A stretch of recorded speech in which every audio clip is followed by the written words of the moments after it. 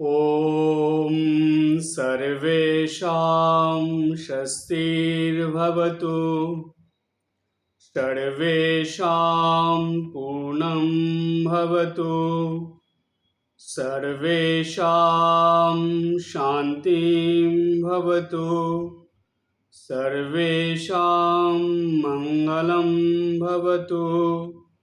ओम शांति शांति शांति। আমাদের যে 12 মাসে 13 পার্বণ লেগে থাকে, এই 12 মাসে 13 পার্বণগুলোর মধ্যে সবকটাই পার্বণ অর্থাৎ ধর্মীয় উৎসবগুলো জাতি বর্ণ ধর্ম নির্বিশেষে সকলের ভালোর জন্য, মঙ্গলের জন্য, কল্যাণের জন্য এবং শান্তির জন্য হয়ে থাকে। বাংলা প্রত্যেকটা মাসেই দেখবেন কিছু না কিছু এইরকম উৎসব বা অনুষ্ঠান একটা থাকবে যেটা সকলের জন্য, অর্থাৎ কোনো নির্দিষ্ট কোনো পরিবারের বা কোনো সমাজের জন্য নয়, এটা জাতি ধর্ম বর্ণ নির্বিশেষে সব মানুষের জন্য। ঠিক সেই রকমই একটা উৎসব হলো রাখি বন্ধন বা রক্ষাবন্ধন উৎসব। বাংলায় বললে রক্ষাবন্ধন, হিন্দিতে বলে রক্ষাবন্ধন। আর রবীন্দ্রনাথ ঠাকুর এটার নাম দিয়েছেন রাখি বন্ধন। এই প্রসঙ্গের মধ্যে আসব, তার আগে দু একটা কথা আমি আপনাদের বলি। এই রাখি বন্ধন বা রক্ষাবন্ধন উৎসব এটা শুধু যে হিন্দুদের উৎসব তাই নয়। আমি প্রথমেই বললাম জাতি বর্ণ ধর্ম নির্বিশেষে সবার উৎসব এটা, অর্থাৎ সকল ভারতীয়দের উৎসব এটা। এই যে উৎসবটা রাখি বন্ধন বা রক্ষাবন্ধন উৎসব, এই উৎসব সম্বন্ধে অনেক কথা, অনেক কাহিনী, অনেক রকম প্রসঙ্গ আজ আর ভারতবাসীদের অজানা নয়। প্রায় প্রত্যেক ভারতবাসী, সে যেই জাতি বর্ণের হোক না কেন, যেই ধর্মেরই হোক না কেন, প্রায় প্রত্যেক ভারতবাসী কম বেশি এই রাখি বন্ধন বা রক্ষাবন্ধন উৎসব সম্পর্কে ঘটনা, কাহিনী যাই বলুন সেগুলো সব জানে। কিন্তু প্রশ্ন একটা আসে মনে যে আচ্ছা, এই যে উৎসবটা হচ্ছে বা যেটা পালন করছে ভারতবাসীরা জাতি বর্ণ ধর্ম নির্বিশেষে, এই উৎসবের কিছু গুরুত্ব নিশ্চয়ই আছে, এর উদ্দেশ্য আছে, গুরুত্ব আছে, মাহাত্ম্য আছে, এগুলো তো থাকবেই। তাহলে এই রাখি বন্ধন বা রক্ষাবন্ধন উৎসবের গুরুত্বটা কি, আর এই গুরুত্বটা কিভাবে মানব জীবনের উপর প্রভাব বিস্তার করে বা কাজ করে? কারণ কোনো কর্ম করলে তার ফল তো আছে। তো এই রাখি বন্ধন বা রক্ষাবন্ধন উৎসবের এটাও তো একটা কর্ম। এর ফলটা কি? এর ফল যদি ভালো না হয় তাহলে তো এটাকে পালন করা যাবে না। নিশ্চয়ই এর ফল ভালো হয়। এইটা কর্ম, এই যে উৎসবটা আমরা করব, এই ফল যে আমরা পাবো সেটা নিশ্চয়ই ভালো ফল। তা না হলে তো এটা করব না আমরা। তাহলে এই যে কর্মের ভালো ফল আমরা পাবো, সেটা কিভাবে আসবে? সেটা কি শুধু কোনো পরিবারের উপর আসবে, নাকি কোনো সমাজের উপর আসবে? কিভাবে আসবে?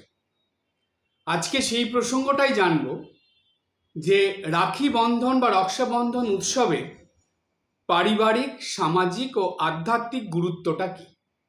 তিনটে ভাবে আমরা জানব। এই উৎসবটা বর্তমান সময়ে শুধু পরিবারের মধ্যে আবদ্ধ নেই, এটা পরিবারে যেমন হচ্ছে, সমাজের মধ্যে ছড়িয়ে পড়েছে এবং সেটা পুরো দেশে ছড়িয়ে পড়েছে। এর পিছনের যে গুরুত্বগুলো, সেটা পারিবারিক কিছু গুরুত্ব থাকবে, সামাজিক কিছু গুরুত্ব থাকবে এবং সর্বোপরি আধ্যাত্মিক গুরুত্ব থাকবে। এটাই সবথেকে বেশি গুরুত্বপূর্ণ যে আধ্যাত্মিক গুরুত্বটা কি।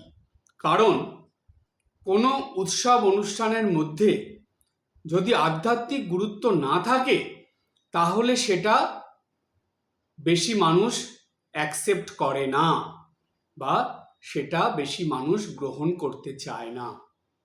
নিশ্চয়ই এর মধ্যে আধ্যাত্মিক গুরুত্ব অনেকটাই আছে। সেই আধ্যাত্মিক গুরুত্ব আমরা জেনে নেব। এই দিকটা কিন্তু মানুষের অজানা থাকে। পারিবারিক গুরুত্ব টুকটাক মানুষ বুঝতে পারে, সামাজিক গুরুত্ব অনেক মানুষই সেটা জেনে যায় বা বুঝে যায়, কিন্তু আধ্যাত্মিক গুরুত্বটা ওটা মানুষ খুব বেশি চিন্তা করে না।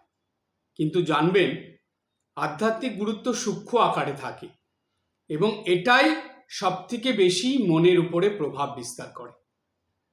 তাই আজকে আমরা পরপর এই গুরুত্বগুলো জানব। সবার প্রথমে জানব পারিবারিক গুরুত্ব। রাখি বন্ধন বা রক্ষাবন্ধন উৎসবের পারিবারিক গুরুত্বটা কি? দেখুন, এই যে দুটো নাম আমি বলছি, এই দুটো নাম কিভাবে আসলো? প্রথমে এই উৎসবটার নাম ছিল রক্ষাবন্ধন বা বাংলায় যেটাকে বলে রক্ষাবন্ধন। কারণ পৌরাণিক বা ঐতিহাসিক কিছু ঘটনা এমন আছে যেই ঘটনাগুলোর মধ্যে পাওয়া যায় যে একটা সুতো বা কয়েকটা সুতো মিলে সুন্দর একটা এইরকম সুতোর গোছা তৈরি করে সেটা বেঁধে দেওয়া হতো হাতে, যেটা কোনো দেবতা বা দেবীর নামে সংকল্প করে তাকে প্রার্থনা করে প্রণাম জানিয়ে সেই দেবীর নাম বা সেই দেবতার নাম নিয়ে সেটা কারো হাতে বেঁধে দেওয়া হতো। কোনো কাজে যাচ্ছে বা কোনো বিপদে পড়েছে বা কোনো সমস্যার মধ্যে আছে, তখন সেটা বাঁধা হতো। ওটাকে বলা হতো রক্ষা কবচ। কিন্তু পরবর্তীতে ওটার নাম পরিবর্তন হয়ে হলো রক্ষা বন্ধন। অর্থাৎ এমন একটা, ওই সুতোটা হাতে বেঁধে দেওয়া মানে এমন একটা শক্তি সেইখানে বেঁধে দেওয়া হলো, যেই শক্তিটা সেই মানুষটাকে নানা রকম সমস্যা বিপদ আপদ থেকে রক্ষা করবে। এই ঘটনাগুলো আমরা জানবো, আসবো, প্রসঙ্গক্রমে আলোচনার মধ্যে আসবো। আর এটা এই পূর্ণিমাতেই বাঁধার নিয়ম কিভাবে হলো সেটারও একটা ঘটনা আছে। আগে এটা পূর্ণিমা উপলক্ষে হতো না, কিন্তু পরে এমন একটা পৌরাণিক ঘটনা আছে যেই ঘটনার পর থেকে এটা এই শ্রাবণ মাসের পূর্ণিমার দিনে এটা বাঁধা শুরু হয়েছে। সেটারও প্রসঙ্গে আমরা আসব। তো ওই প্রথম থেকে এই উৎসবটার নাম ছিল রক্ষাবন্ধন। পরে রবীন্দ্রনাথ ঠাকুর যখন বঙ্গভঙ্গ আন্দোলনের সময় এই রক্ষাবন্ধন উৎসবটা করালেন বা শুরু করলেন, তখন থেকে এর নাম হয়ে গেল রাখি বন্ধন। অর্থাৎ রবীন্দ্রনাথ ঠাকুরই এরকম ব্যবস্থা করে দিয়েছিলেন, শুধু সুতো না বেঁধে তার মধ্যে এমন একটা কিছু দিয়ে সেটাকে বাঁধতে হবে যেটা দেখতেও সুন্দর লাগে এবং সেটা সবার মনকে আকর্ষণ করে। শুধু সুতো না বেঁধে তার মধ্যে কিছু একটা দিলে বা এমন একটা কিছু যেটা মনের উপর প্রভাব বিস্তার করে।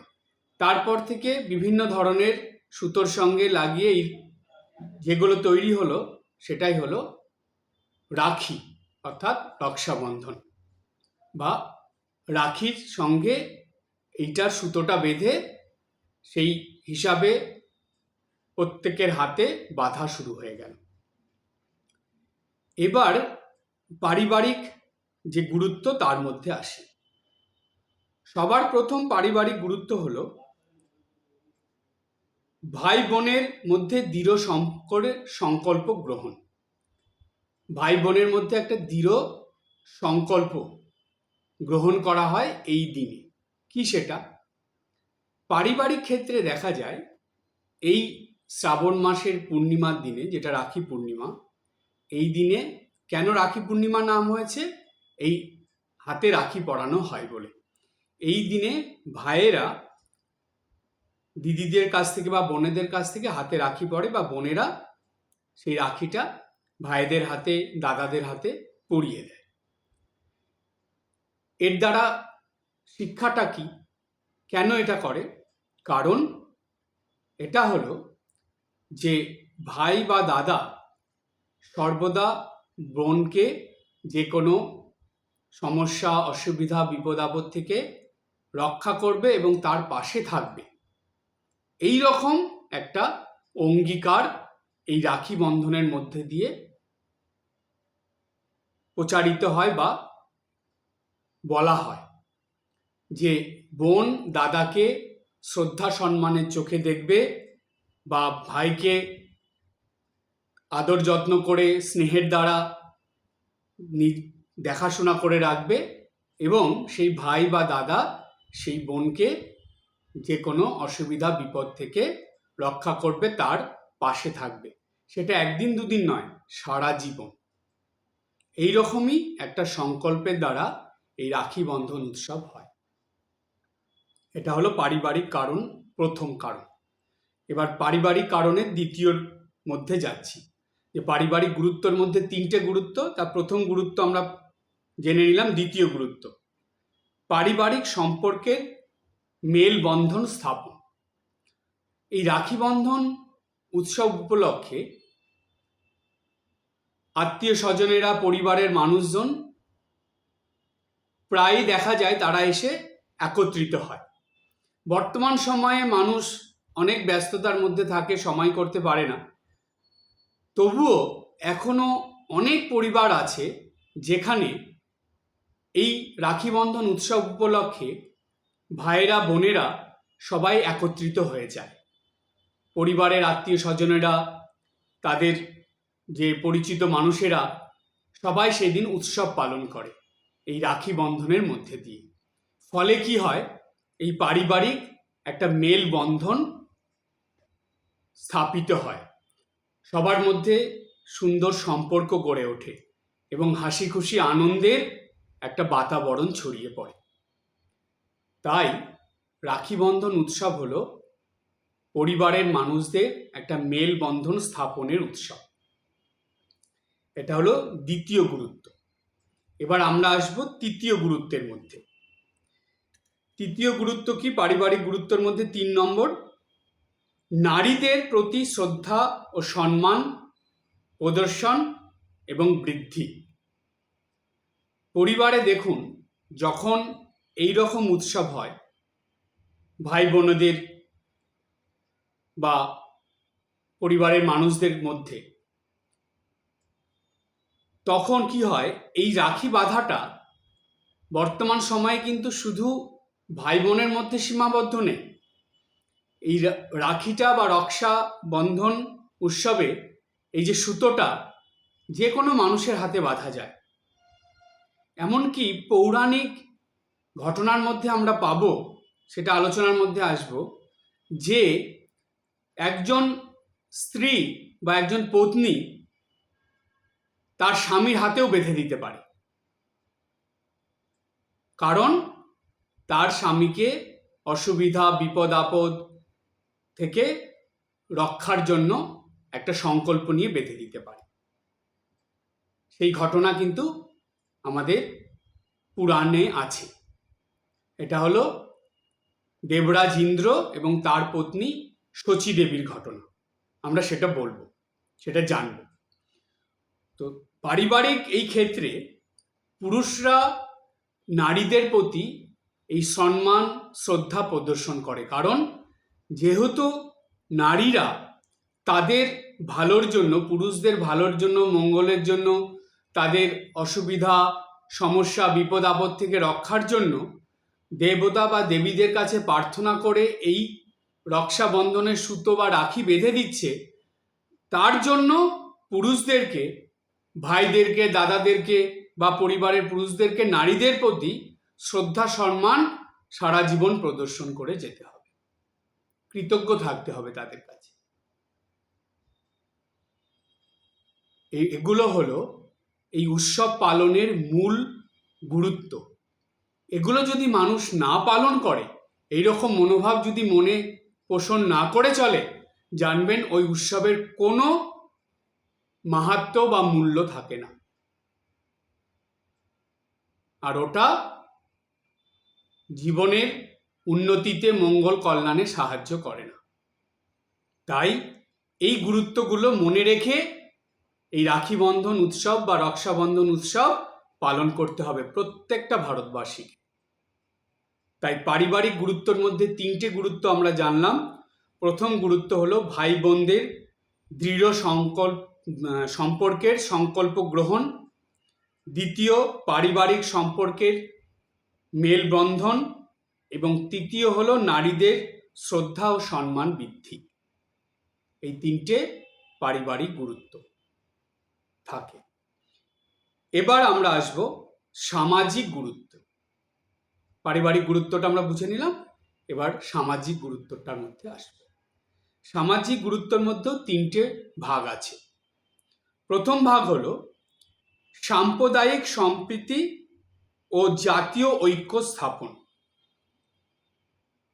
এটা কিভাবে হবে বা কিভাবে এটা হয় রাখি বন্ধনের দ্বারা? আসুন আমরা আমাদের ইতিহাসের দিকে তাকাই। 1905 সালে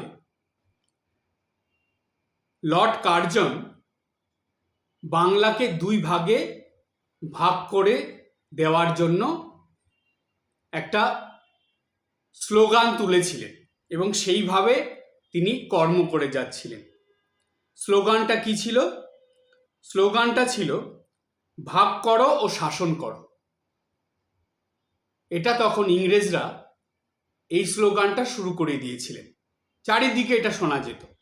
অর্থাৎ বিরাট বড় বঙ্গকে ভাগ করবে তারা। সেই সময় এই বঙ্গভঙ্গ আন্দোলন শুরু হয়ে গেল, কারণ বঙ্গবাসী তারা কেউ চাইতো না এই ভাগাভাগি, কিন্তু ইংরেজরা তো করবেই। লর্ড কার্জন একদম দৃঢ়ভাবে সেটাকে করার জন্য চেষ্টা করছে। সেই সময় এই বাঙালিদের পাশে এসে দাঁড়ালেন বিশ্বকবি রবীন্দ্রনাথ ঠাকুর। তিনি দেখলেন যে আমাদের দেশে হিন্দু মুসলমান অর্থাৎ জাতি ধর্ম বর্ণ নির্বিশেষে সব মানুষকে যদি এক সূত্রে বাঁধা না হয়, তাহলে এই কাজটা খুব সহজে ইংরেজরা করে দেবে। সুতরাং হিংসা বিদ্বেষ শত্রুতা ভুলে আগে হিন্দুদেরকে একত্রিত হতে হবে। তার জন্য রবীন্দ্রনাথ একটা খুব সুন্দর উপায় অবলম্বন করলেন। তিনি কি করলেন? এই রাখি বন্ধন উৎসবের প্রচলন করলেন। সেই সময় কি হয়েছিল? হিন্দুরা মুসলমানরা হিন্দুদেরকে পরস্পর তারা একে অপরের সঙ্গে হিংসা বিদ্বেষ শত্রুতা ভুলে এই হাতে রাখি বাঁধার মধ্যে দিয়ে একটা বন্ধুত্ব স্থাপন করে নিয়েছিল, নিজেদের মধ্যে সুসম্পর্ক তৈরি করে নিয়েছিল। ফলে এই বিরাট বঙ্গভঙ্গ আন্দোলন তারা একত্রে করতে পেরেছিল। এতে ইংরেজরা রীতিমতন ভয় পেয়ে গিয়েছিল। এই যে এত বড় আন্দোলন হয়েছিল, এটা একমাত্র সম্ভব হয়েছিল এই রাখি বন্ধন এই উৎসব বা এটার প্রচলনের মধ্যে দিয়ে, যেটা 1905 সালে রবীন্দ্রনাথ ঠাকুর করিয়েছিলেন। তখন থেকে এই রাখি বন্ধন উৎসব চালু হয়ে গেল। প্রতি বছর এই দিনটাতে, শ্রাবণ পূর্ণিমার দিনটাতে এটা পালন করা হয়। এটা হলো সামাজিক কারণ, অর্থাৎ সমাজের ক্ষেত্রে সেই সঙ্গে দেশের মধ্যে বিরাট একটা পরিবর্তন এসে গিয়েছিল এই রাখি বন্ধন উৎসবের মধ্যে দিয়ে। তাই এই রাখি বন্ধন উৎসব আজও সাম্প্রদায়িক সম্প্রীতি ও জাতীয় ঐক্য স্থাপন করে। সেই পরম্পরা এখনো চলে আসছে, সেটা এখনো হিন্দুরা অনেকাংশেই ধরে রেখেছে। সামাজিক গুরুত্ব, দ্বিতীয় গুরুত্ব হলো ধর্ম ও জাতিভেদের ঊর্ধ্বে মানবতা। ধর্ম এবং জাতিভেদ এটা ভারতবর্ষে একটা রোগের মতো। এই রোগে অনেক ভারতবাসী আগেও নষ্ট হয়েছে, আজও কিন্তু সেইভাবেই অনেক ভারতবাসী নষ্ট হয়ে যাচ্ছে। কি রোগ সেটা? ধর্ম ও জাতিভেদ। ধর্মের মধ্যে ধর্মকে নিয়ে হানাহানি এবং জাতি ভেদ নিয়ে হানাহানি। কিন্তু এগুলোর ঊর্ধ্বে হলো মানবতা। এটার পরিচয় আমরা আবার ইতিহাসের দিকে তাকাই, একটা ঘটনার দ্বারা পাই যে মানবতা যে সবার ঊর্ধ্বে, এরকম ঘটনা একটা ইতিহাসে আছে। কি সেই ঘটনা? রানী ছিলেন একজন, তার নাম ছিল কর্ণাবতী। রানী কর্ণাবতী ও সম্রাট, মুঘল সম্রাট হুমায়ুন, তাদের এই ঘটনা। মেওয়ারের বিধবা রানী ছিলেন এই কর্ণাবতী।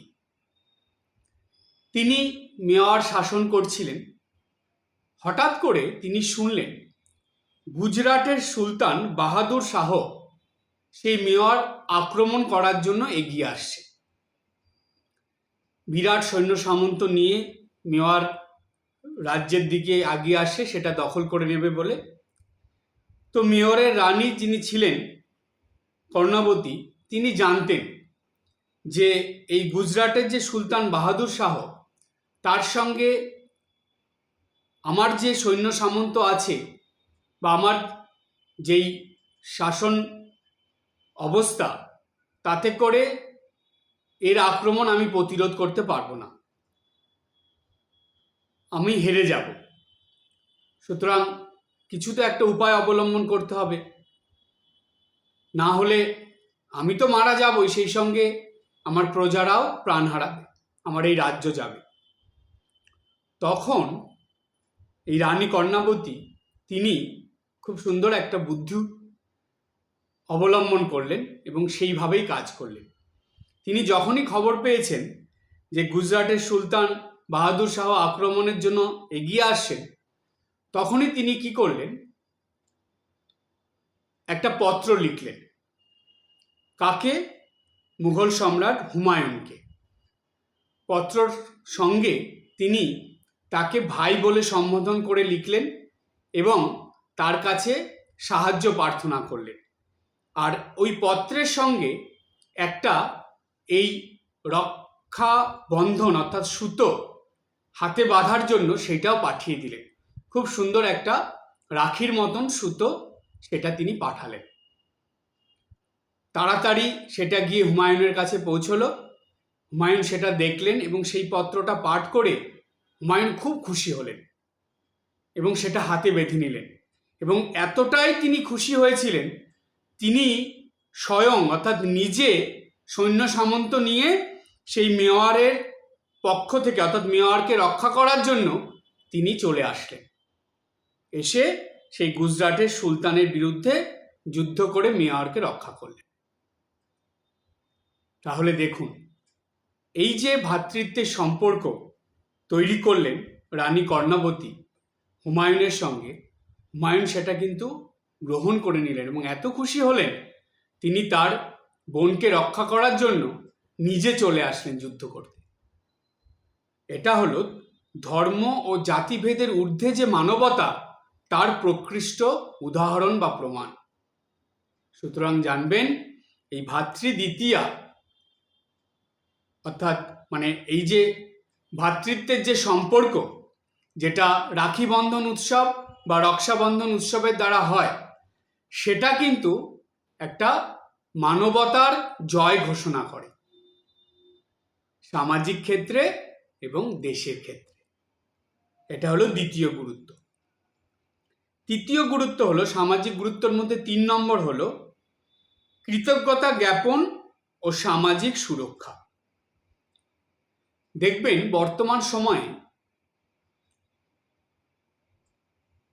দেশের, সমাজের বিভিন্ন স্থানে বোনেরা, দিদিরা বা মহিলারা, তারা আমাদের দেশকে যারা রক্ষা করে, আর্মি, নেভি, এয়ারফোর্সের সৈন্যরা, তাদেরকে, পুলিশ যারা আছে তাদেরকে, এবং যারা মানুষের জীবন রক্ষা করে ডাক্তাররা, তাদেরকে, তাদের হাতে গিয়ে এই রাখি বন্ধন উৎসবের দিনে সুতো বেঁধে বা রাখি পরিয়ে দিয়ে আসে। আবার বলি, মায়ের, বোনেরা, দিদিরা বা মহিলারা কি করেন? সৈন্যদেরকে, আর্মি, নেভি, এয়ারফোর্সের সৈন্যদের কিংবা পুলিশদেরকে এবং ডাক্তারদেরকে হাতে এই রাখি বেঁধে দেন। এটা কিসের জন্য করেন তারা? কারণ এর মধ্যে দিয়ে এটা প্রচারিত হয় যে যেহেতু তারা আমাদের দেশকে রক্ষা করছে, মানুষের জীবনকে রক্ষা করছে, তাই তাদের প্রতি একটা কৃতজ্ঞতা জ্ঞাপন করা হয় এই রক্ষাবন্ধন উৎসবের দিনে তাদের হাতে রাখি পরে। এবং এতে কি হয়? সামাজিক সুরক্ষা ঠিক থাকে। অর্থাৎ এই সৈন্যরা, পুলিশরা, ডাক্তাররা, তাদের প্রতিও, তাদের মনেও একটা এমন ভাব চলে আসে যে না, আমাদের কর্ম হলো মানুষের জীবনকে সুরক্ষা প্রদান করা, সুতরাং আমরা এটা আরও ভালোভাবে করব।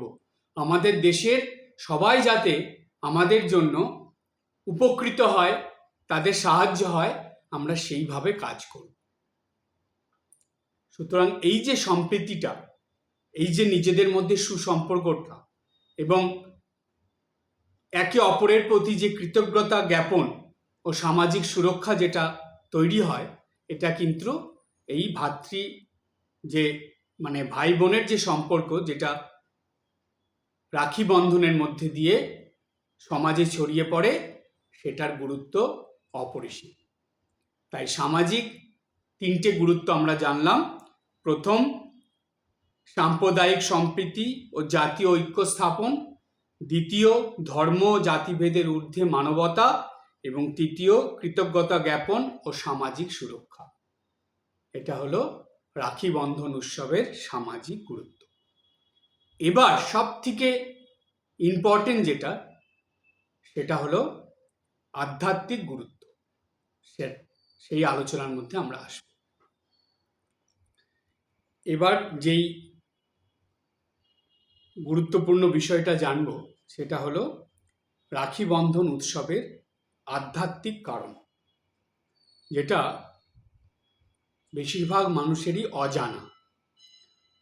সেই অজানা বিষয় এখন আমরা জানব। রাখি বন্ধন বা রক্ষাবন্ধন উৎসবের আধ্যাত্মিক গুরুত্ব 3 রকমভাবে মানুষের জীবনে আসে। প্রথম আধ্যাত্মিক গুরুত্বটা কি? প্রথম গুরুত্বটা হলো ঐশ্বরিক সুরক্ষার প্রতীক হলো এই রাখি বন্ধন উৎসব। আপনারা প্রশ্ন করবেন, মহারাজ কিভাবে ঐশ্বরিক সুরক্ষার প্রতীক হয় এটা? আমরা যাই পৌরাণিক একটি কাহিনীতে, যেটা বলেছিলাম, দেবরাজ ইন্দ্র ও তার পত্নী শচী দেবীর কাহিনী। দেবতাদের অসুরদের সঙ্গে প্রায়ই যুদ্ধ বেঁধে থাকত। এটা তো আমাদের সকলেরই প্রায় কম বেশি জানা, দেবতার অসুরদের কথা। তো যখনই যুদ্ধ করতে যেতেন দেবরাজ ইন্দ্র অসুরদের সঙ্গে, তো তিনি যেহেতু দেবরাজ, তাকে তো যেতেই হবে যুদ্ধ করতে। তো যুদ্ধ করতে গেলেই তো যেই সব দেবতারা যেতেন, তাদের পত্নীরা সবাই চিন্তিত হয়ে পড়তেন, কেন অসুররাও কম শক্তিশালী ছিলেন না। এরকম অনেক ঘটনাই আমরা জানি, যেখানে পাওয়া যায় অসুররাই জিতেছে, দেবতাদের স্বর্গরাজ্য থেকে, দেবলোক থেকে তারা তাড়িয়ে দিয়েছে, বিতাড়িত করে দিয়েছে। দেবতাদের মারতে পারবে না তারা, যেহেতু দেবতারা অমর, কিন্তু তাদের খুব যন্ত্রণা দেয়, দুঃখ কষ্ট দেয়। অর্থাৎ তাদের স্বর্গে থাকতে দেয় না, এবং স্বর্গ মর্ত পাতাল কোথাও তাদের শান্তি মতন থাকতে দেয় না। ক্রমাগত তাদের পিছনে ধাওয়া করতে থাকে, তাদের সঙ্গে যুদ্ধ করে তাদের ক্ষতি করার চেষ্টা করে অসুররা। তো এই রকম হলে তখন কি হয়, দেবতাদের তাদের পত্নীদের নিয়েও স্বর্গরাজ্য থেকে পলায়ন করতে হয়, পালিয়ে পালিয়ে লুকিয়ে চুরিয়ে থাকতে হয়। এইরকম একবার এক অসুরের সঙ্গে যুদ্ধ করার জন্য দেবরাজ ইন্দ্রকে যেতে হবে। খুবই শক্তিশালী অসুর ছিলেন তিনি। তার সঙ্গে যুদ্ধ করার জন্য যখন দেবরাজ ইন্দ্র যাবে, তো সেই নিয়ে দেবরাজ ইন্দ্রের যে পত্নী ছিলেন শচী দেবী, তার ভীষণ চিন্তা। কি করবেন তিনি কিছুতেই বুঝে উঠতে পারছেন না। তখন তিনি মা আদ্যাশক্তির কাছে প্রার্থনা করলেন। তো তখন মা আদ্যাশক্তি শচী দেবীকে একটা উপায় বলে দিলেন। কি সেটা? যে একটা সুতো, যেটা ঈশ্বরের স্মরণ নিয়ে বা কোনো ভগবানের, সে নারায়ণ, বিষ্ণু, ব্রহ্মা, মা আদ্যাশক্তি যাই হোক, তার মন থেকে যার ওপর খুব বিশ্বাস, ভক্তি, শ্রদ্ধা আছে, সেই রকম একজনের নাম নিয়ে সংকল্প করে সেটা দেবরাজ ইন্দ্রের হাতে বেঁধে দিতে। তো শচী দেবী তাই করলেন। দেবরাজ ইন্দ্রের হাতে যুদ্ধে যাওয়ার আগে একটা সুতো বেঁধে দিলেন। সেইটার নাম হলো রক্ষাবন্ধন। অর্থাৎ দেবরাজ ইন্দ্র যাতে অশুভ শক্তির থেকে তার রক্ষা হয়, ঐশ্বরিক শক্তি যাতে তাকে রক্ষা করে, সেই জন্য একটা সুতো বেঁধে দিলেন। তখন থেকে বা তারপর থেকে ধীরে ধীরে এটার প্রচলন হলো যে এই রক্ষাবন্ধনের দিনে বা রাখি বন্ধন উৎসবের দিনে এই রকম ঈশ্বরের নামে একটা সংকল্প নিয়ে বা সুরক্ষা হিসাবে পত্নীরা তাদের স্বামীদের হাতে, বোনেরা তাদের ভাইদের হাতে, এবং যে কোনো মহিলারা তাদের অন্য পুরুষের হাতে তাদের ভালোর জন্য, মঙ্গলের জন্য এটা রক্ষাবন্ধন হিসাবে বেঁধে দিতে পারে। তখন থেকে কিন্তু এটা শুরু হয়েছিল, আজও পর্যন্ত সেটা চলছে। এটা হলো প্রথম গুরুত্ব, ঐশ্বরিক সুরক্ষার প্রতীক হিসাবে এই রক্ষাবন্ধন বা রাখি বন্ধন। এবার আধ্যাত্মিক গুরুত্বের দ্বিতীয় নম্বরে কি আসছে? দ্বিতীয় নম্বর হলো অশুভ ভাব সরিয়ে শুভ ভাবের জাগরণ। এটা কেমন? অশুভ ভাব সরিয়ে শুভ ভাবের জাগরণ কিভাবে হয়? যখন কোনো মহিলা, সে যেই হোক, বোন হোক, দিদি হোক, পত্নী হোক, যেই হোক, কোনো পুরুষের হাতে রাখি বেঁধে দেয় বা সুতো বাঁধে, সেই সময় সে তার মঙ্গল কামনা করে, কল্যাণ কামনা করে এবং দীর্ঘায়ু কামনা করে। সেই সঙ্গে তাকে যেন ঈশ্বর রক্ষা করেন, ভালো রাখেন, এতগুলো কামনা নিয়ে, এতগুলো প্রার্থনা নিয়ে সে সেই রাখি সেই পুরুষটার হাতে বাঁধে। ভাইয়ের হাতে হোক, দাদার হাতে হোক, স্বামীর হাতে হোক, বন্ধুর হাতে হোক, যাই হোক। এই যে সেটা করছে, সেই মহিলাটা করছে, যার ফলে কি হলো, সেই পুরুষটার যদি সেই মহিলার প্রতি কোনো রকম মনের ভিতরে কখনো কোনো রাগ, অভিমান, হিংসা, বিদ্বেষ, ক্ষোভ, অশুভ কিছু ভাব এসে থাকে, তাহলে সেটা নষ্ট হয়ে যায়। তখন শুভ ভাব জাগরিত হয়।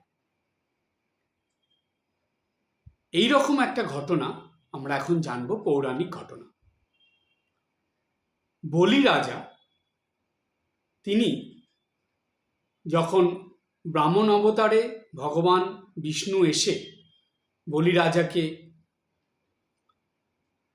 পাতাল লোকে পাঠিয়েছিলেন, তখন বলি রাজা তার কর্মে নারায়ণ এতটাই খুশি ছিলেন, তো বলি রাজা কিছু বললে নারায়ণ সেটা না করবেন না। এই রকম ভক্তি, শ্রদ্ধা, ভালোবাসা নারায়ণের প্রতি বলি রাজার ছিল, এবং বলি রাজার এই বিশ্বাস ছিল যে নারায়ণ আমার সব কথা রাখবে। তো তাই হলো, বলি রাজা পাতালে যেতে রাজি হলো নারায়ণের কথাতে, কিন্তু নারায়ণকে বলল যে প্রভু, আমি যেখানে থাকবো আপনাকেও সেখানে থাকতে হবে। তো নারায়ণ ভক্তের ভগবান, তিনি বলি রাজাকে কথা দিলেন যে ঠিক আছে, আমিও তোমার সঙ্গে থাকব। পাতাল লোকে গিয়ে নারায়ণ অবস্থান করতে শুরু করে দিলেন। এইদিকে বৈকুণ্ঠ লোকে মাতা লক্ষ্মী তিনি খুব চিন্তায় পড়ে গেছে। বৈকুণ্ঠ থেকে নারায়ণ নেই, এদিকে সৃষ্টির কাজও ঠিকভাবে হচ্ছে না, এবং সব থেকে অসুবিধায় পড়েছেন মাতা লক্ষ্মী। কেন? লক্ষ্মী মা কখনো নারায়ণকে ছেড়ে থাকতে পারেন না। যেখানে লক্ষ্মী সেখানেই নারায়ণ, যেখানে নারায়ণ সেখানেই লক্ষ্মী। এবার নারায়ণকে ছেড়ে বৈকুণ্ঠ লোকে লক্ষ্মী থাকতে পারছে না, তখন কি করবেন? নারায়ণকে ফিরিয়ে আনার জন্য মা লক্ষ্মী একটা বুদ্ধি বার করলেন। তিনি একটা সাধারণ মহিলার বেশ ধরে পাতাল লোকে গেলেন, গিয়ে বলি রাজার কাছে গেলেন। এদিকে বলি রাজার মধ্যে যে গুণ ছিল সেটা হলো, বলি রাজার কাছে কেউ কিছু চাইলে তিনি কখনো তাকে ফেরাতেন না, না করতেন না। কিন্তু একটা অচেনা মহিলা, সে বলি রাজার কাছে গেল, বলি রাজা তাকে চেনে না, জানে না। এবার তার ওই রাজত্বে বা পাতাল লোকে প্রবেশ করার পর বলি রাজার কাছে সে তো পৌঁছতেই পারবে না, তাকে তো তার সৈন্য সামন্তরা তার কাছে যেতেই দেবে না। তো কি উপায় করা যায়? তখন লক্ষ্মী দেবী সাধারণ মহিলার বেশ ধরে পাতাল লোকে গেলেন, গিয়ে সেইখানে তার ওই বলি রাজার সৈন্য সামন্তকে বললেন যে বলি রাজা আমার ভাই, আমি তার সঙ্গে দেখা করতে এসেছি, তাকে কিছু দিতে এসেছি। তো এবার সবাই চিন্তা করলো যে দিদি এসেছে ভাইয়ের কাছে, সুতরাং সেখানে তো বাধা দেওয়ার কিছু নেই, সবাই পথ ছেড়ে দিল। তখন দেবী লক্ষ্মী তিনি ওই সাধারণ মহিলার বেশেই বলি রাজার কাছে গেলেন, গিয়ে দেখা করলেন, করে বলি রাজাকে তার সঙ্গে কথা বলে তার কাছে গিয়ে তাকে, মানে বলি রাজার হাতে এই রাখি অর্থাৎ এই রক্ষাবন্ধনের সুতো সেটা পরালেন, পরিয়ে তাকে ভাই বলে সম্বোধন করলেন। আর যেই দিন এটা পরিয়েছিলেন ওই দিনটা ছিল শ্রাবণ পূর্ণিমার দিন। তো সেই থেকে এই শ্রাবণ পূর্ণিমার দিনেই রক্ষাবন্ধন বা রাখি বন্ধন উৎসব প্রচলিত হয়ে গেল। এবার বলি রাজার এটা ভীষণ ভালো লাগলো, আর তখন বলি রাজা সেই মহিলাটাকে বললেন যে আপনি কে, আপনার পরিচয় আমাকে দিন। তখন দেবী লক্ষ্মী বা মাতা লক্ষ্মী তার নিজস্ব রূপ ধরলেন, ধরে বললেন যে আমি লক্ষ্মী দেবী নারায়ণকে ফিরিয়ে নিয়ে যেতে এসেছি। আর আজ আমি জানি এটা যে তোমার কাছে কেউ কিছু চাইলে তুমি তাকে ফিরিয়ে দাও না, সুতরাং এই বোন তোমার কাছে নারায়ণকে ফিরিয়ে নিয়ে যাওয়ার জন্য প্রার্থনা জানাচ্ছে বা অনুরোধ জানাচ্ছে, সুতরাং তুমি নারায়ণকে যাওয়ার অনুমতি দাও বৈকুণ্ঠ লোকে। তখন বলি রাজা তার বোনকে অর্থাৎ লক্ষ্মী দেবীকে হাসি মুখে এই অনুমতি দিয়ে দিলেন। তখন লক্ষ্মী নারায়ণকে নিয়ে বৈকুণ্ঠ ধামে চলে গেলেন।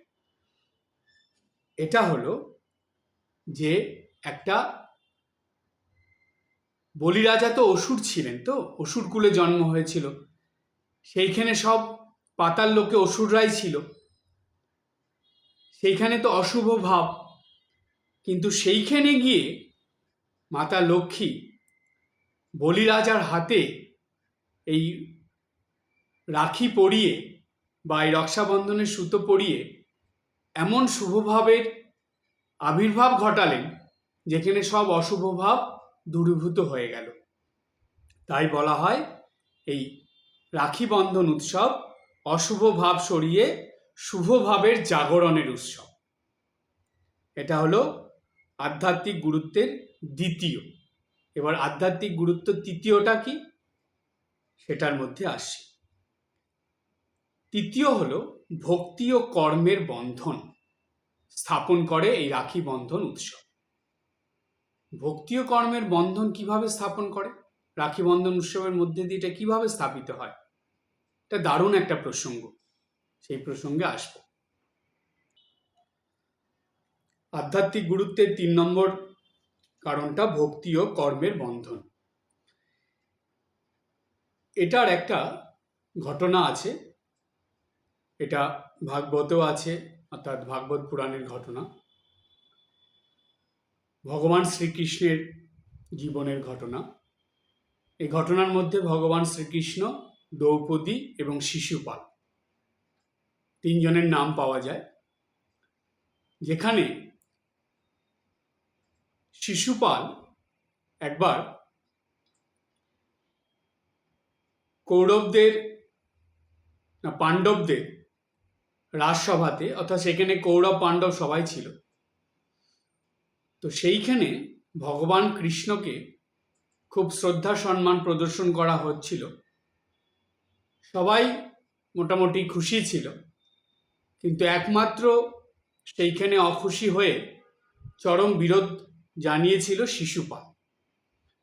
আর শিশুপাল সবার সামনে ভগবান অর্থাৎ শ্রীকৃষ্ণকে চরম অপমান করছিল, যার ফলে সবাই রেগে উঠছিল। পিতামহ ভীষ্ম, বলরাম থেকে আরম্ভ করে অর্জুন সবাই রেগে উঠছিল, কিন্তু কৃষ্ণ সবাইকে শান্ত হতে বলছিল।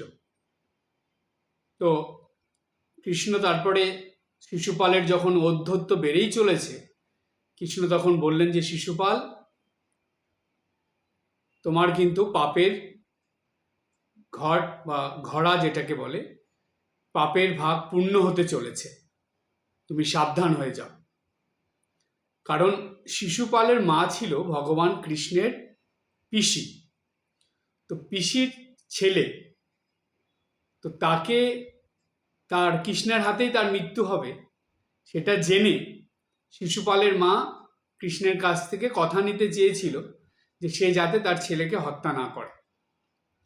কৃষ্ণ বিধির বিধান সে তো লঙ্ঘন করতে পারবে না, তো কৃষ্ণ বলেছিল যে এই কথা আমি দিতে পারবো না, তবে এতটুকু কথা দিতে পারি, আমি শিশুপালের 100টা অপরাধ ক্ষমা করে দেব।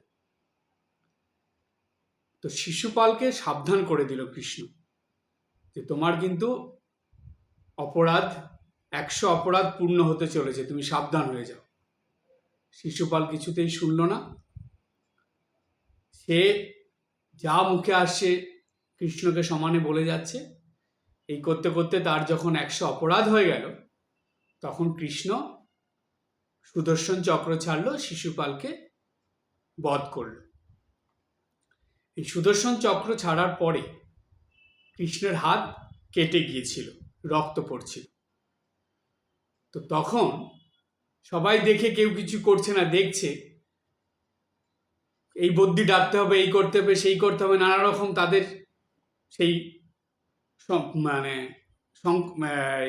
কথোপকথন চলছে কি করব না করব।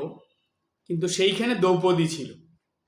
দ্রৌপদী কোনো কিছু না ভেবে সোজা কৃষ্ণের কাছে এসে তার শাড়ির আঁচল ছিঁড়ে সেটা দিয়ে কৃষ্ণের আঙ্গুলে বেঁধে দিল, অর্থাৎ তার রক্ত যে কেটে গিয়েছিল, রক্ত পড়ছিল, সেটাকে বেঁধে দিল। তো তখন কৃষ্ণ দ্রৌপদীকে কথা দিয়েছিল যে সময় যখন আসবে তোমার এই কর্মের ফল তুমি পাবে। দেখুন, প্রত্যেকটা তো কর্ম, দ্রৌপদী যেটা করলো সেটাও তো কর্ম। তো এই কর্মের ফল ভগবান তাকে দেবেন। হলেও তাই, যখন বস্ত্রহরণ হলো তখন ভগবান এসে দ্রৌপদীকে রক্ষা করলেন।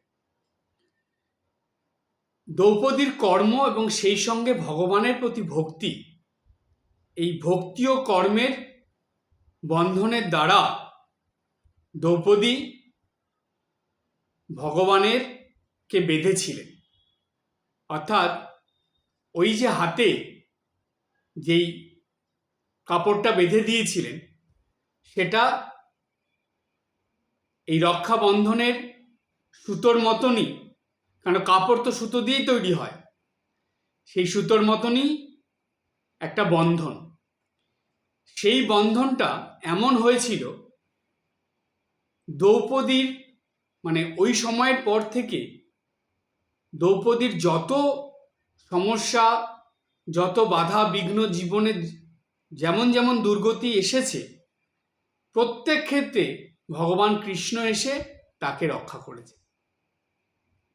আপনারা যদি কেউ দ্রৌপদীর জীবনী খুব ভালো করে পড়েন বা জানেন, দেখবেন দ্রৌপদী এত অসুবিধার মধ্যে, এত সমস্যার মধ্যে, এত বাধা বিঘ্নের মধ্যে পড়েছে, কিন্তু সব জায়গায় এসে কৃষ্ণ তাকে রক্ষা করেছে। অর্থাৎ দ্রৌপদী তার কৃষ্ণের প্রতি ভক্তি এবং তার কর্মের জন্য ভগবানকে এইরকম আপন করে পেয়েছিলেন। আর দ্রৌপদী আর কৃষ্ণের মধ্যে সম্পর্ক কি ছিল? সখার, সখী। কৃষ্ণ দ্রৌপদীকে সখী বলে ডাকতো এবং দ্রৌপদী কৃষ্ণকে সখা বলে ডাকতো, অর্থাৎ বন্ধুত্বের সম্পর্ক। তাই দেখুন, এই যে ভাতৃ মানে রাখি বন্ধন উৎসব, যেটা ভাই বোনের উৎসব, শুধু এতটুক চিন্তা ভাবনা নিয়ে থাকলেই কিন্তু হবে না। এই রাখি বন্ধন উৎসব একটা বন্ধুত্বের উৎসব, একটা সুসম্পর্কের উৎসব এবং সর্বোপরি জাতি ধর্ম বর্ণ নির্বিশেষে একটা মানবতার উৎসব। সুতরাং আধ্যাত্মিক ক্ষেত্রে ভগবানের সঙ্গেও একটা সুসম্পর্ক গড়ে তোলার উৎসব। এই জন্য জানেন, অনেক ভক্তরা কি করেন, এই রাখি বন্ধন উৎসবের দিনে স্বামীজির কাছে, ঠাকুরের কাছে এই রাখি দেন। কারণ এটাই যে ভগবানের সঙ্গে একটা ভালো সম্পর্ক তৈরি হয়। সেটার জন্য দুটো জিনিস লাগবে। শুধু রাখি ভগবানের কাছে দিয়ে দিলেই হবে না, তার জন্য দুটো জিনিস করতে হবে। কি? ভগবানের প্রতি ভক্তি, বিশ্বাস, ভালোবাসা রাখতে হবে। যে কোনো অসুবিধায়, সমস্যায় পড়লে ভগবানকে তো স্মরণ করতেই হবে এবং সেই সঙ্গে সর্বদা তার প্রতি স্মরণ মনন রাখতে হবে। আর ভালো কর্ম, শুভ কর্ম করে যেতে হবে,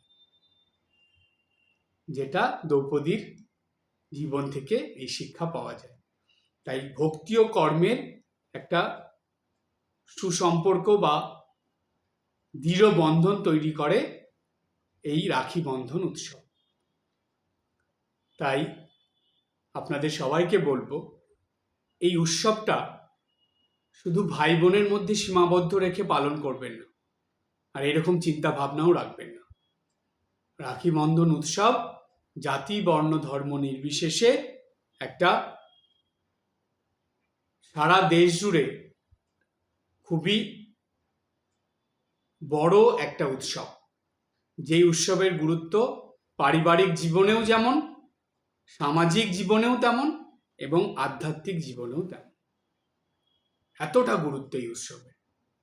তাই এই উৎসবের গুরুত্ব, যেটা অনেক মানুষেরই অজানা ছিল, এই আলোচনার মধ্যে দিয়ে আপনারা জেনে নিলেন। এখন থেকে আপনারা এইভাবে, এই রকম চিন্তা ভাবনা নিয়ে, উদার মন, বড় মন নিয়ে ঠাকুরের প্রতি, মায়ের প্রতি, স্বামীজির প্রতি, সর্বোপরি ঈশ্বরের প্রতি বিশ্বাস, ভক্তি, ভালোবাসা রেখে এই উৎসব পালন করবেন। তাহলে জানবেন এই উৎসবের যে মাহাত্ম্য, সেটা আপনার মধ্যে দিয়ে অনেক মানুষের মনের জীবনে ছড়িয়ে পড়বে। তাই রাখি বন্ধন বা রক্ষাবন্ধন উৎসব হলো একে অপরের প্রতি সুসম্পর্ক স্থাপনের উৎসব, একে অপরের পাশে সাহায্যের উপকারের জন্য থাকার উৎসব এবং একে অপরকে রক্ষা করার উৎসব। এই চিন্তা ভাবনা নিয়ে যেন আমরা প্রতি বছর রাখি বন্ধন বা রক্ষাবন্ধন উৎসব সকলে আনন্দের সঙ্গে পালন করতে পারি। আজকে এই পর্যন্ত। সবাই ভালো থাকবেন, হাসি খুশি আনন্দে থাকবেন। ওম শান্তি শান্তি শান্তি।